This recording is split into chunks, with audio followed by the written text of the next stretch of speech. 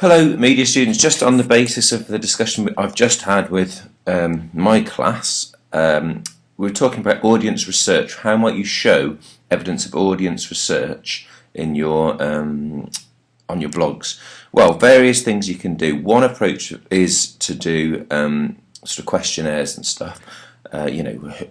What would your audience like about your idea or not? Probably better than doing a questionnaire is to do this sort of thing where you're interviewing various different people in your target audience and creating a quick sort of collage of the various different things that they say. Listen to this and see what you think. If you're going to make a music video for that song? Have it on the beach.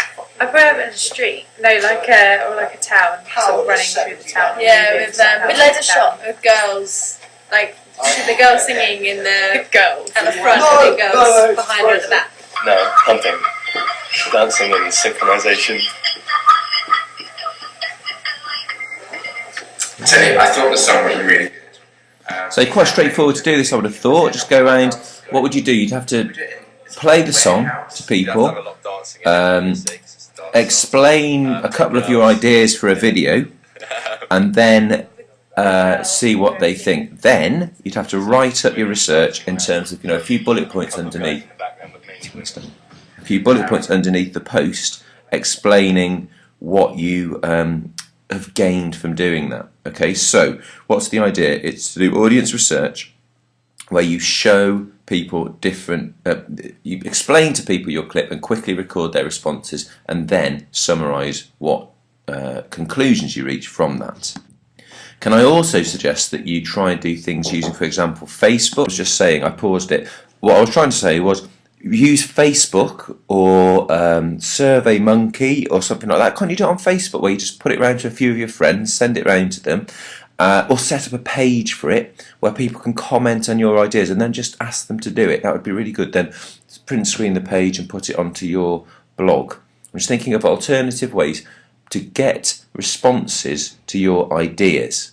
Okay, so say this is our idea, what do you think would be good, what do you think would be better from your audience? This is the moderator's report from last year, which talks about what went wrong and what went right.